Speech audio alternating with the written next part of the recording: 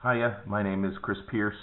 I am a cartoonist and educator in Southwest Ohio, and I had some good luck yesterday in the dollar bins, and I thought I would talk about my big stack of comics here. You can find me on Instagram and Blue Sky at Mr. Pierce Teach. I post comics mainly about being a teacher, some comics about margaritas, and other topics. I also post haul videos and talk a little bit about the comics I like, and so it's a good spot. You should check me out. I also just completed my first comic this year. It's called Mostly an English Teacher. It's a Justin Greed homage cover, godfather of autobio comics, and these are comics mainly about being a teacher. And so if you're interested in that, follow me, and I can hook you up. But today what we're going to do is we're going to look through this stack of comics that I got at the Preble County Toy Show. There were way more comic vendors at the toy show than there usually are, so I thought I would run through this stack. I got some interesting things. I'm going to start with new stuff. I get told a lot of times by people who are comic fans or haven't been in a store in a while that there's nothing good around now. So I wanted to talk about some of the things that I picked up that are pretty recent and you can probably still find on shelves and stuff. And so the first one is I picked up 2 issues of Junie Ba's Monkey Meat. And this is like a one-man anthology. Junie Ba just did a very nice-looking Robin comic for DC Comics. He's a good follow on Instagram, and I just love the idea of a one-man anthology. It's a lot of work. I believe this is all digital stuff. This one's black and white with yellow highlights. I guess there's some other stuff going on here. Good-looking stuff, a lot of energy. Love me a double-page spread like that.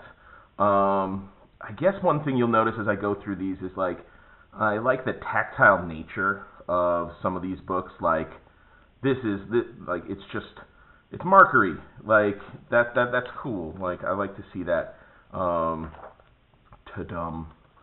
So I got that one, and then I got the second one. And again, you go into the second book, and it's totally different. It's a more lush, colorful expression here, but still like that very, very cool looseness to the stories. I really like these. I have the first issue. I think there were 4 issues, so I was glad to grab these. I also grabbed a bunch of issues of Capra, Michael Fife's superhero story. He's a great artist, great cartoonist. The colors in these are great. Capra never really grabbed me. It seemed like by the time I heard about Capra, it had become a little bit of a pain in the ass to track down, and it's not anymore. But at the time that it sort of came on my radar. I love this kind of stuff because this is a love letter to a certain era of superheroes, and it's doing that thing that I think more folks should do. Like, just make your own. Like, you don't need to wait in line to do a Batman comic. Like, kind of take the ears off and do your own thing, and then it's your thing.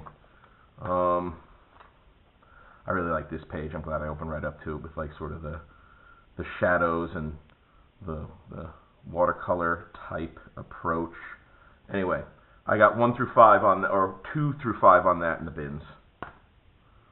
I picked up a little brace of Extremity. I got 7, 8, 9, and then 11 and 12. Extremity is Daniel Warren Johnson and Mike Spicer. This is one that I like DWJ's stuff. This is one I'm trying to get all the issues of before I sit down and read it. But dude, look at that. I know the light's starting to hit a little weird. But yeah, Daniel Warren Johnson is sort of he's doing really good stuff now. He's Mr. Transformers. He produced one of the better Wonder Woman pieces in the last couple of years with that limited series over at DC. The name escapes me at the moment, but I do like his stuff, and I am excited to get this all in issues. It doesn't seem like it's a hard one to track down in issues, so I thought that was cool. I wonder if it's a 12-issue miniseries. I don't know how long this went on. Yeah, man. It might be, so we'll see. All right, and then this is the last of the new stuff I picked up. I picked up a bunch of Andrew MacLean's Headlopper.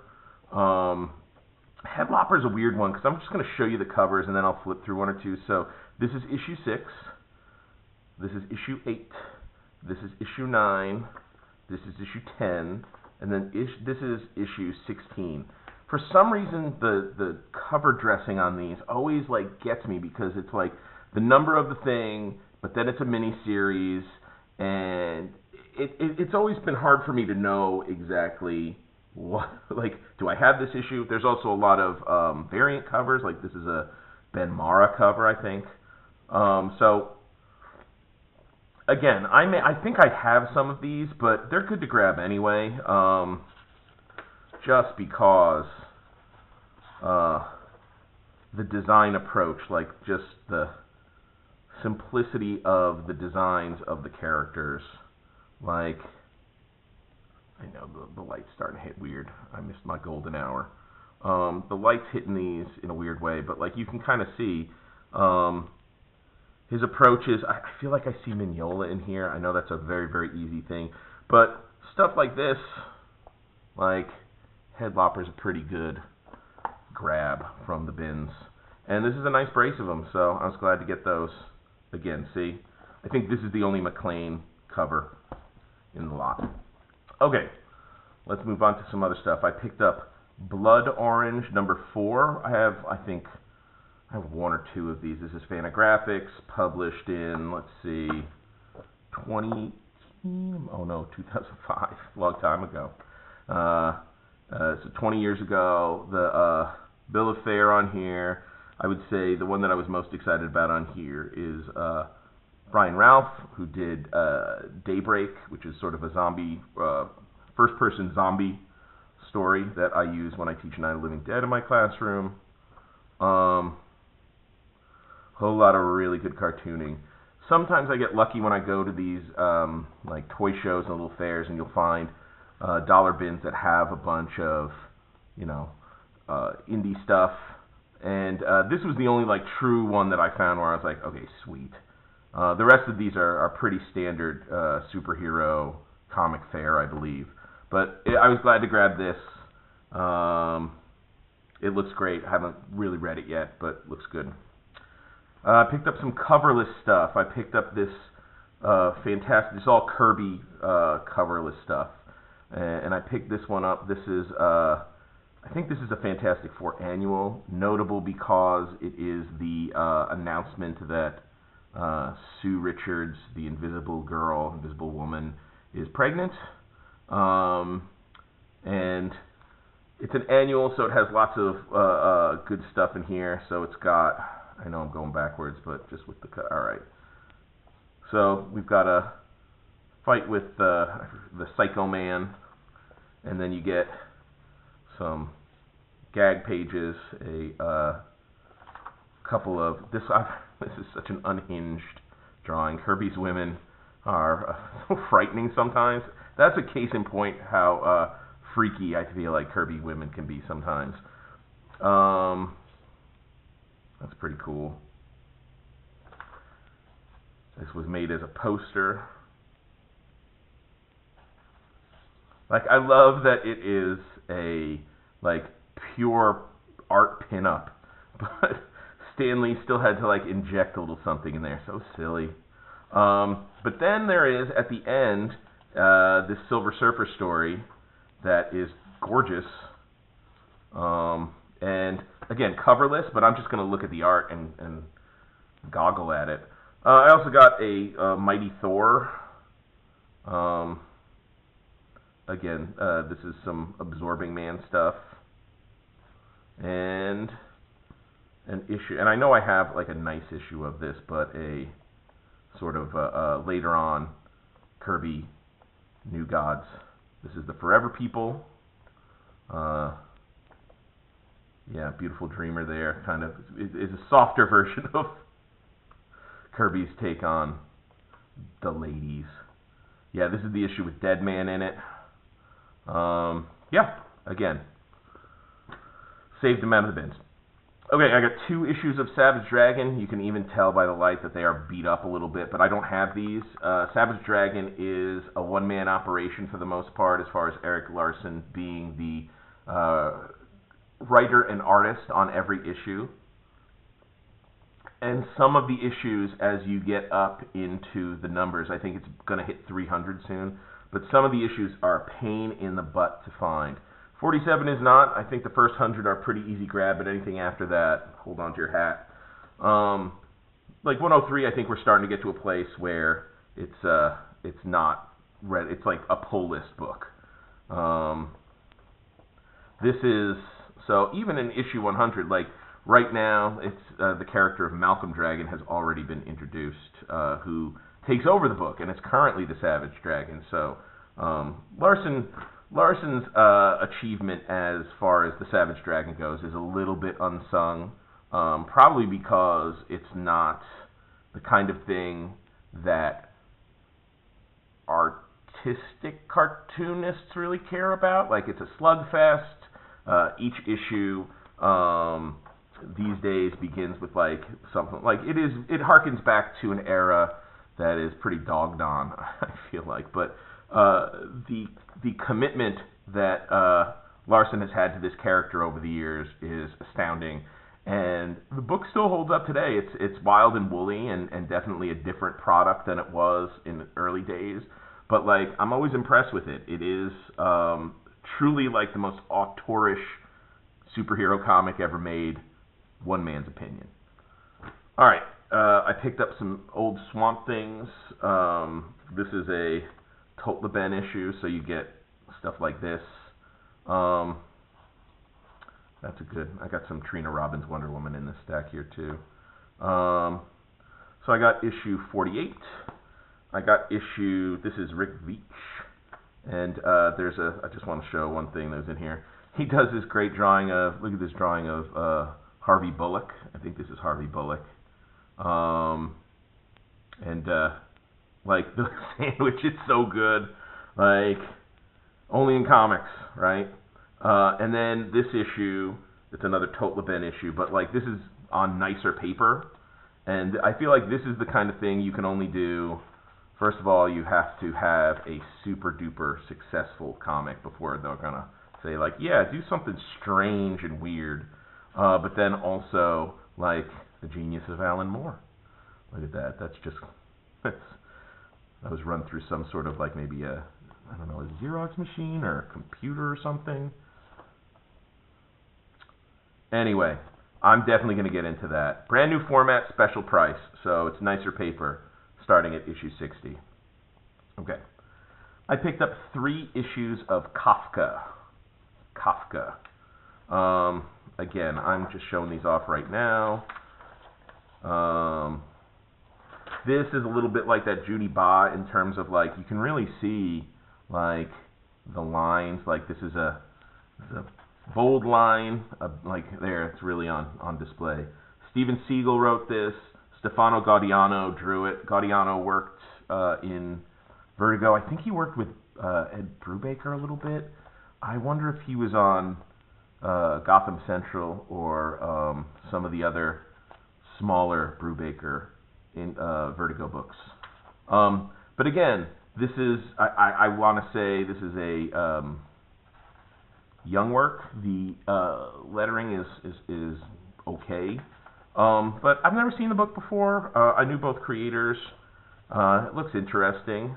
And yeah, look at those fat sort of marker lines or ink lines. Just spilling it out.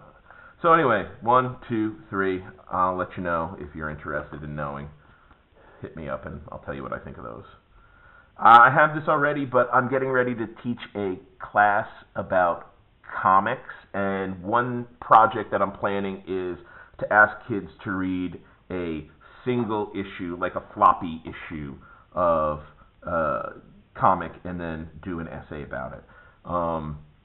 And so I'm trying to find done-in-one stories, and Kurt Busiek's Astro City is all done-in-ones.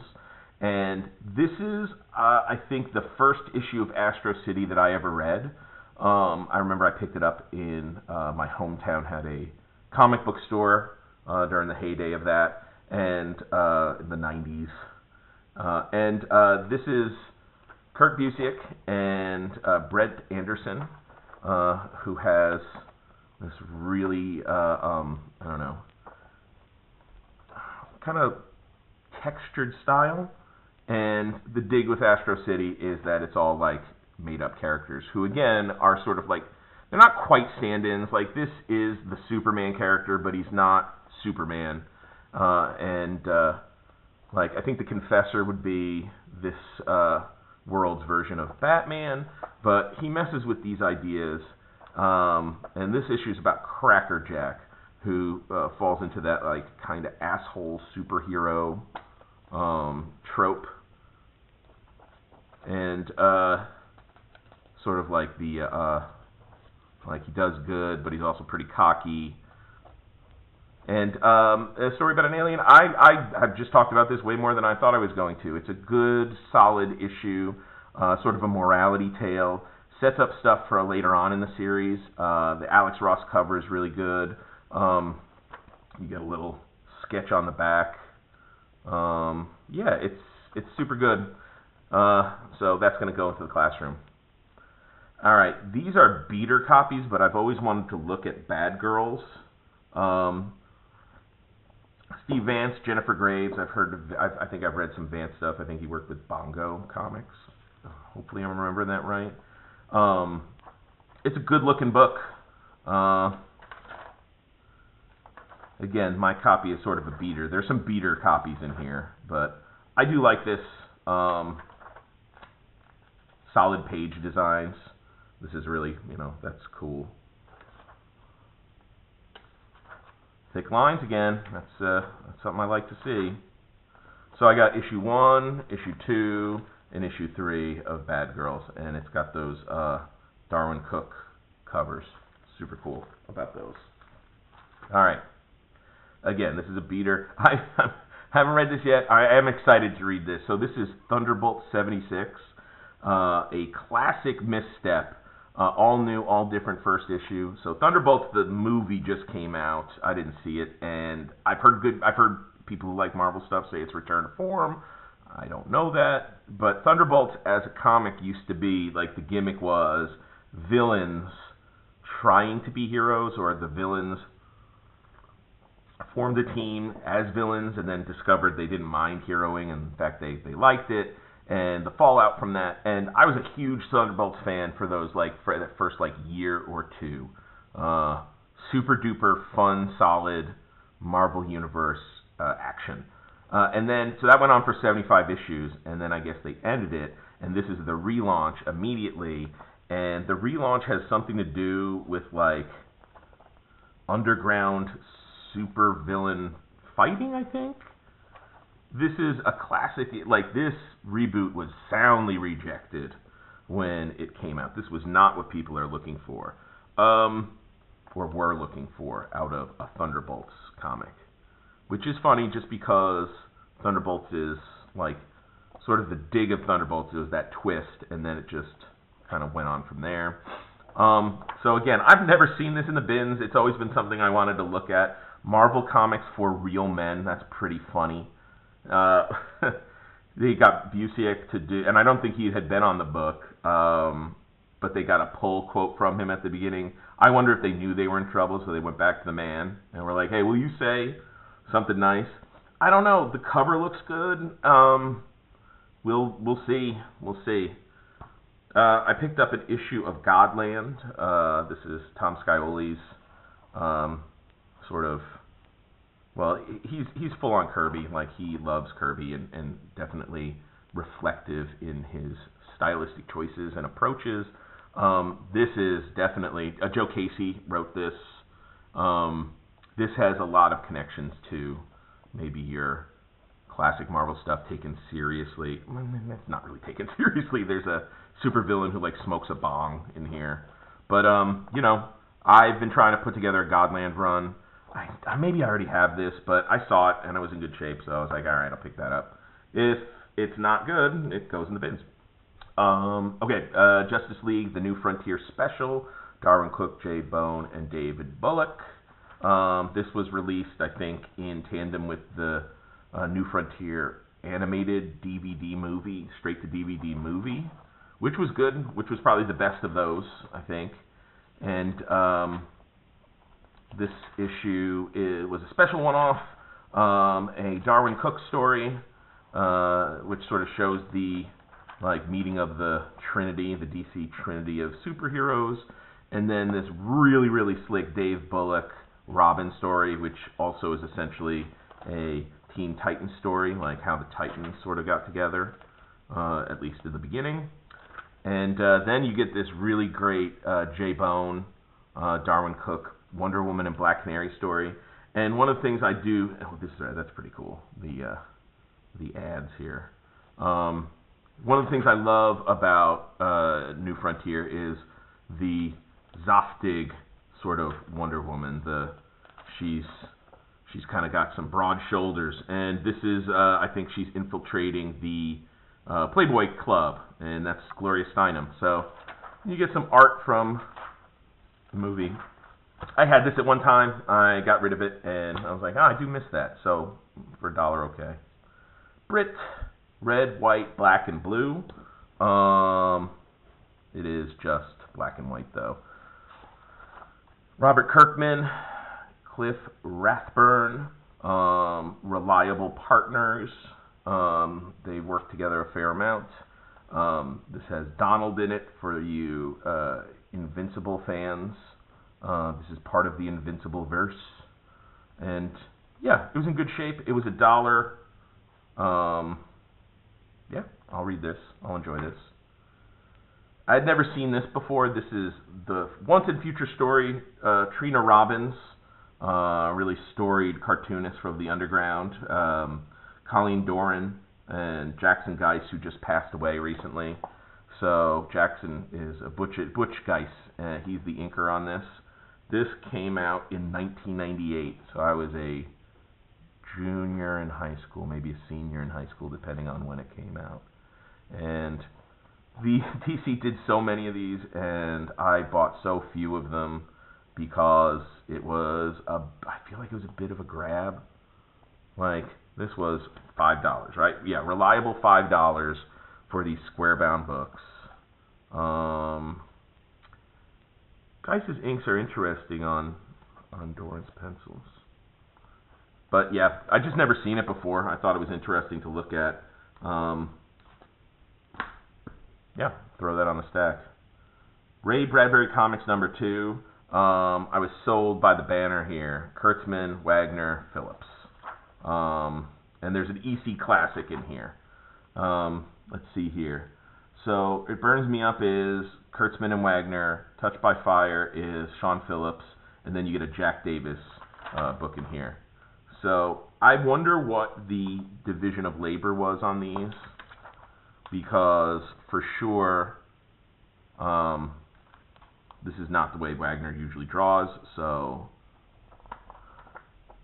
and I see some Kurtzman-esque touches here, like that mouth. Come on. So that's interesting to see. The Topps comics, like, there's some good stuff in the Topps comics. Like, they were writing checks. They were writing checks for people. And so there you go. And then Touched by Fire. This is a Sean Phillips story. I guess he did the whole thing. Phillips is Criminal with Ed Brubaker. He's done a bunch of stuff. But this looks very different. It looks very European influenced in the coloring. That's a nice drawing there. And then at the end, you get a pretty muddy Jack Davis recolored. This is like everything's kind of brownish, just because I guess colored with a computer. Yeah, glad to pick that up. Again, another one I've never seen before, Marvel Riot. I guess it's a parody comic. My guess is Hilary Barta. It's Scott Lobdell with plot, and Hilary Barta and Rurik Tyler on writing, pencils, and inks. I like Barta's stuff. Is it just the two of them? So is it Tyler inking? And there's some other people who are inking too. Yeah. Don't really care about the parodying. It's like shooting fish in a barrel when you're parodying superhero stuff, but it's fun to look at. These are some interesting drawings. I'm sorry, I'm looking at this. Anyway, $1. I also picked up Marvel Mystery Comics, which is a very early, again, reprint of some Marvel comic stuff. Commemorative edition. So this reprints some Marvel comics. I got this home, and this is not the way that I think you'd want these comics to be presented. They're pretty washed out. I don't know if that's a consequence of like bringing it over to like color it with computers. I don't know. Yeah, it's not the best. Yeah, see, like it's not the best presentation. I guess this is the thing people wanted real bad, was a reprint of the Submariner and Human Torch fighting. Yeah, better reprints exist of that. I got issue 2 of Unstable Molecules. I think I have one other issue of this. This is again one that I'm waiting to read. James Sturm, Guy Davis, Rick Sikoriak. I don't know. Like it's a departure for Marvel. It's definitely more of a independent comics vibe. The Guy Davis stuff is really good. That's been collected better too. All right, Thriller number 9. I just got this because of Alex Nino. I don't know much about Nino. He's not somebody whose art. Look, I mean, but there's some really impressive stuff. I've heard tell of Nino. Let me put it that way. And I like what I see here. Always one of the good things about bin diving and being interested in comics is it's pretty easy to get on a track of like, oh, let me find out more about that artist. Look, dude. All right. Thriller 9, I'm sold. Okay, and lastly, one of the vendors there is my buddy Brian King, the King of Comics, and he gave me a good deal on some of the romance comics that I love so much. So I got a really good deal on some of these. One of them's really roached out, but I was happy to grab these. Weirdly, the romance comics were dealing with real-world issues in a way that most comics were not. Like, this is clearly time and place. This is Vietnam. So, I mean, that's pretty interesting. This one is great. It's got the little piece missing. Time for swinging, time for dreaming, time for love. It's like wild, wild, wild. I always love these because these are like, for the most part, I think the romance comics were dudes writing and drawing comics essentially for a female market. I wish I knew more about like sort of the goings on for these books, but it is pretty funny. So like, and also older folks. So like they were maybe commenting on trends and things that were happening to young people that they were well divorced from. So you get things like this. Here's a DC one. So yeah, I don't know. I haven't opened this up yet. Della reveals her story, My Empty Heart. Should they marry? Your answer can win prizes. Okay. And this is the roached out one. Teen Confessions. I was, just because of the Beatles of it all, there are a couple of Beatles romance comics, and they command pretty decently high prices on the market because you're hitting comics fans and you're hitting Beatles fans. And Beatles fans are another level, so I don't know. This is just so roached out. I'm almost afraid to take it out of the slide or the thing. And then an issue of secret romance. Forget your career. Marry me right away. Forget it. You fool. I want to be a star more than anything in life. More than love? You're crazy. All right. That was 30 minutes of me talking about my Hall stuff. So if you are interested, this is where you can follow me. This is my comic. And I will be back again with some of these down the road. I wish you good peace.